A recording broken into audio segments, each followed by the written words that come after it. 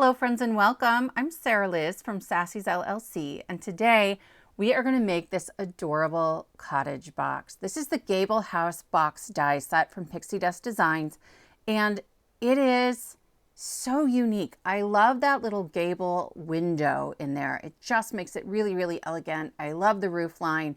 And we're going to make the box today, but we're also going to use the gingerbread house add-on that has tons of really great extras to go with it.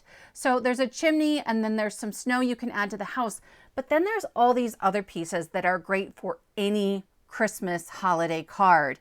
You don't have to add them to the box. So we'll make the box today and then a card in my next video for Pixie Dust. This is the interchangeable bracket bag topper. It fits on the bag die, but it also fits on the Gable House box. So we'll add that towards the end. So I've cut the main piece twice, and then this is the bottom piece, and I've cut that once. And I am adding double-sided tape on all the little flaps. They're slightly larger than a 1/4 inch, which I love. So my 1/4 inch score tape fits beautifully on there. And then I'm just folding everything as a mountain fold. I don't need a bone folder. These aren't card creases. These are just to help the box go together. So I'm going to start by adding these two larger pieces together. I will remove the double-sided tape from one flap, and then I'm going to put a little bit of glue on that flap just to give me a little bit of wiggle room. I'm lining it up on one of the grid lines on my mat, but if you stuck this in your MISTI or something else that has a really clear straight edge, maybe your scoreboard, that's another great way to get those lined up. And then you can see how these just sort of wrap around into the box. Don't close it yet. You want to start adding the bottom before you add the flap on the side of that main piece. So again, one piece of double-sided tape has been revealed, and I'm adding a little glue, and I will tuck the short flap under so that I can see where my line is, where I've got to get everything sort of straight and lined up. And I will just lay the larger piece onto the flap and press it flat. Once you get the first one on there, the rest go together really easily because there's really nothing to line up. You just sort of fold it up together and make sure you're pressing firmly. I like that the double-sided tape gives you that instant grab, but the glue gives you a little bit of float time while you're trying to get all the pieces put together. This is then our third flap. Again, I'll remove the tape. I'll add my little bit of glue. I love little treat boxes like this for the holidays. Am I going to make 20 of these? No, no, I'm really not. But I don't give a ton of gifts anymore. I give a handful of gift cards to family and then some handmade things.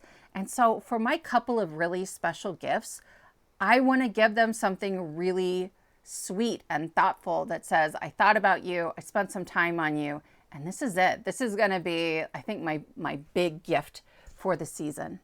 This last one, you have to reveal two flaps at the same time, and I'm going to tuck the longer flap along the side here so you can see like the side of the house and the front of the house, and then the other piece will tuck against the bottom. Once it's all folded up, I'm just using my bone folder to press against those flaps to make sure everything is secured nicely. This house has so many incredible details to it, and part of what I love is this roof and the debossed detail in there.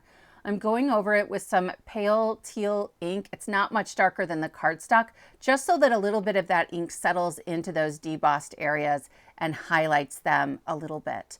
The roof is also a really great size to make a house just on a card front without doing the whole box situation. I'm playing with an easel card that somehow pops up and has this slanted roof before it sort of comes down and meets the base of the card. It's gonna need an extra fold, but keep an eye out. I'm thinking about a video making one of those, and I think it'll be pretty simple. So here you can see I started to put my roof on and I changed my mind.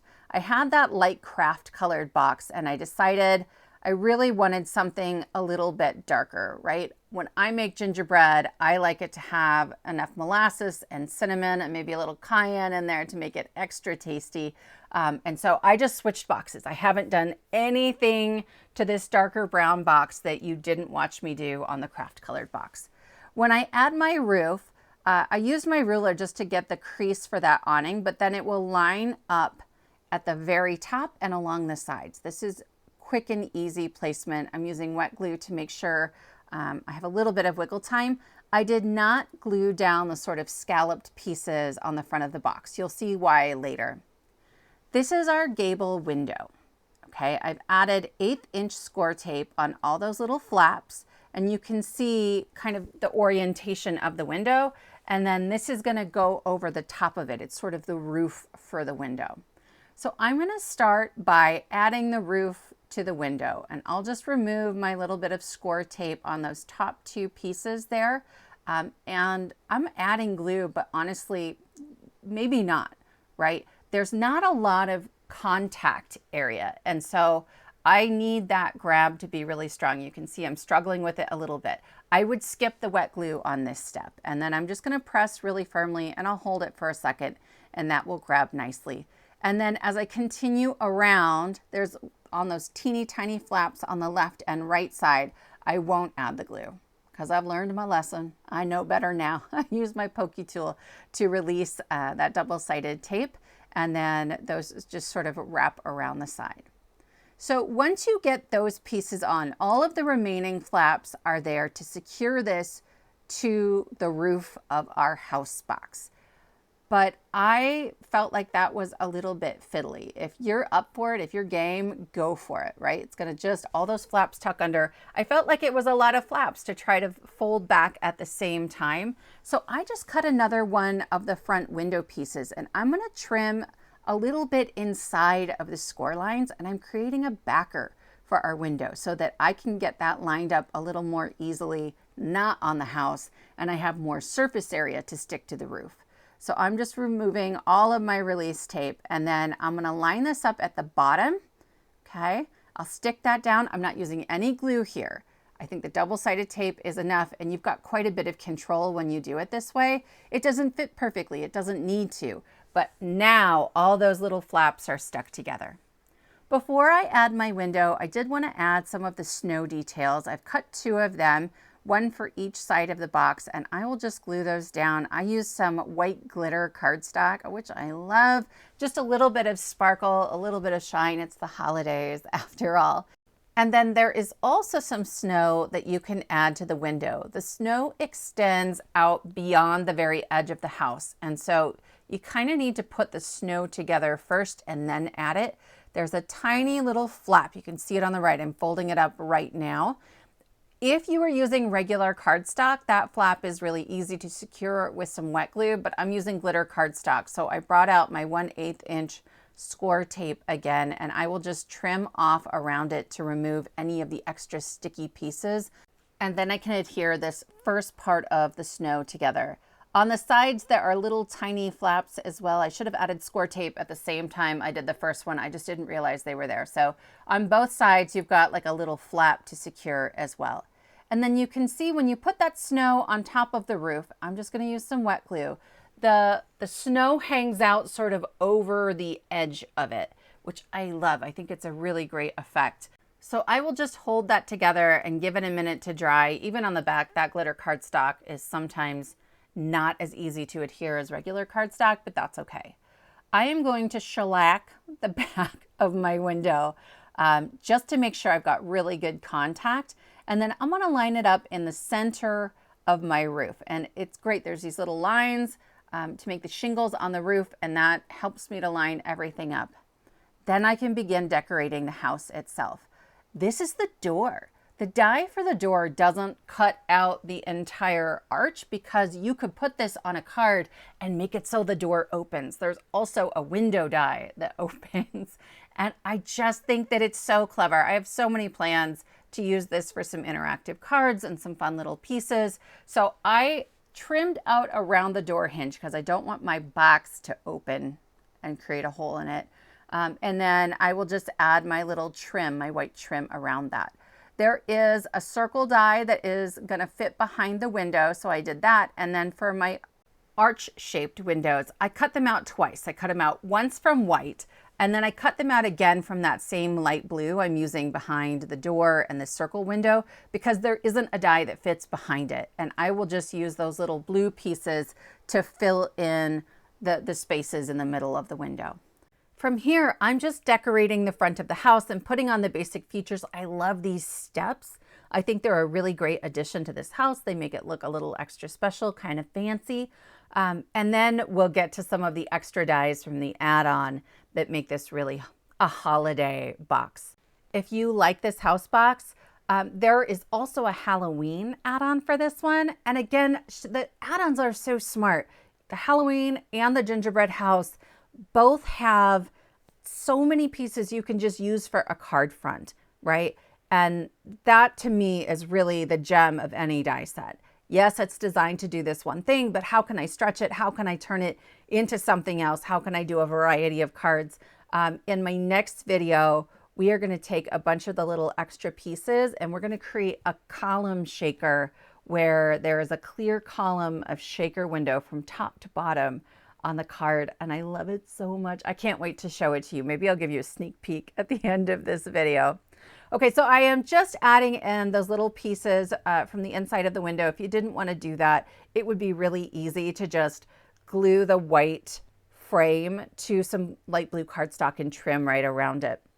So here are a bunch of the add-on pieces. I am just going to put together one of each, but I did make multiples, and then I just have actually a ton in my stash now to make more cards because I loved these so much. There's this little like lollipop on a stick, and then the candy cane. I have done mine in some non-traditional colors.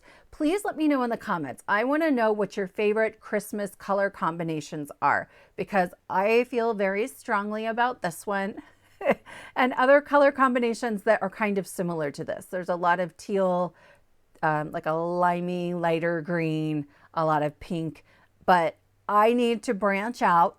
I need to try some more interesting color combinations. Red and green I can do once or twice, but then I get tired of it. So please, please give me your best ideas. I would love to try something new. I love that wreath. That bow is the cutest thing and it just sits beautifully on there. And then there's this little poinsettia. I added a little ink blending to the poinsettia, but I don't think that was necessary. This ink blending on the tree, I think makes it. It's the biggest add-on piece to this, the tree is. And so just that little bit of darkness right at the top of the bottom piece and the middle piece helped to create the sort of variations in the layer that the die is intended to highlight, right? Otherwise, you could just put that backer piece on your card and it wouldn't look all that different. Then there's some little squiggly pieces that I've cut from that same white glitter cardstock as the snow on the roof. And those will go right along the very bottoms of the tree. I ended up making 2 trees and they're gonna flank our house. And then you can put like little Christmas baubles on them or some gems on them. I think this is a really great piece when you're making cards. I've added one to the card that I've made already and will definitely be making more of those. And then that's it. That's one of each. And they came together really easily. There's very little ink blending at all. There's a little piece for this because it's intended to be a gingerbread house add-on that can go around the door, and I thought it was so cute. So once again, I've used my glitter cardstock just to add a little bit of sparkle here, and I found it easier to add the glue straight onto the box instead of trying to add it to the back of the die cut that's gonna wiggle around on me. And then I'll add the wreath on top of the door. I'm going a little bit heavy with my glue because I used a heavyweight white cardstock for this sort of frame, that white frame on the house. And I wanted to make sure it was going to adhere nicely. Then I'll add a tree to each side of the box. You could do all kinds of things here to really dress this up and make it sort of a Candyland kind of gingerbread house.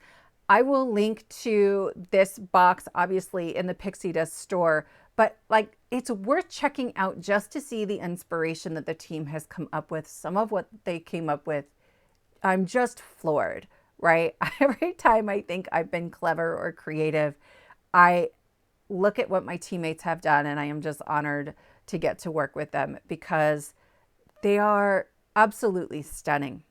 There's a star that can go on the top of the tree, and I cut that out of some pink glitter cardstock. And then I cut a piece of white cardstock that's 3 3/4 by 2 inches. So there's a place on the back of my box to write a message. And this is why I didn't glue the little flaps of the roof to the box. I wanted to be able to lift that up and tuck that underneath. And I wasn't sure sort of where along the process I would do that. I'm adding my candy cane. I had it straight up and down, but now I kind of wish I'd kind of put it at an angle and made it a little bit more whimsical, but that's okay. I've got some really thin foam I'm adding here and there, like on just the half of that sort of peppermint swirl, because the candy cane is two very thick 100-pound layers of cardstock. So I wanted to make sure things weren't all wonky on there. So just the 1mm foam squares kind of even things out. Along the way, I started adding some stickles to those gumdrops before I realized I hadn't decorated the other sides of my box. So I edited that out. I just wiped off the stickles because I wanted to finish the box, but I did go back and add them on a little bit later. Then on the front, I'm going to add 2 poinsettias, one on either side of my steps. And I used a gold gel pen just to create 3 little dots in the center of the poinsettia. I just thought that little extra sparkle and another color on there added to the depth and dimension of it. There are a couple of leaves that go with the poinsettia, and I just cut a bunch of those, and then I'll layer the poinsettia flower right on top of that. I'm putting together the roof here. It's just 2 pieces, and then you can glue it to the top of your house. And I'm kind of looking at it, and I, in the end, decided not to add it, but you'll have to let me know what you think. Would you have added the roof? Would you have left the roof off? I looked at it and I was like, nah. And then so then I added the snow. Maybe with the snow, I wanted to add it. I don't know. I'm looking at it now and I really like it. I kind of wish I had. I suppose I can still go back and do that if I really want to.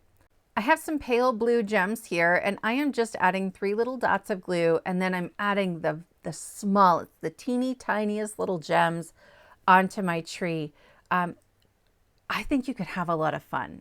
You could really go nuts and decorate this tree with tons of little ornaments. I don't know about you guys. I have young children, and so the tree at our house kind of looks like a tornado came in and knocked over the whole stash of ornaments, and they just happened to land on the tree somewhere. So clearly this is my dream house where there's this lovely, elegant pair of trees.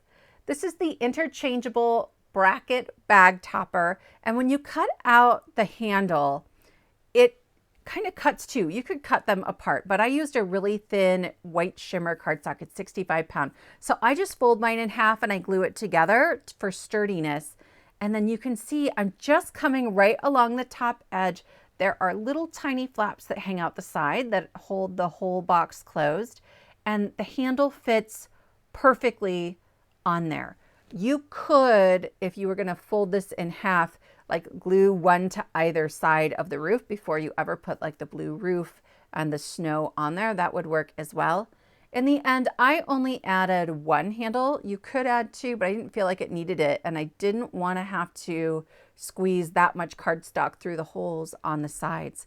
But that finishes up our box. It opens up really easily. And then this is big enough to fit a gift card. I'm going to hold a gift card kind of on the front there, but you could even put that up and down. I think I'm going to put some candied pecans or candied almonds in there. That's the gift I give my family that they seem to love the most. And then you just slide the little side pieces closed over those brackets and it's done. I hope you've enjoyed this project. If you do, please give it a thumbs up, consider subscribing, and I will see you next time.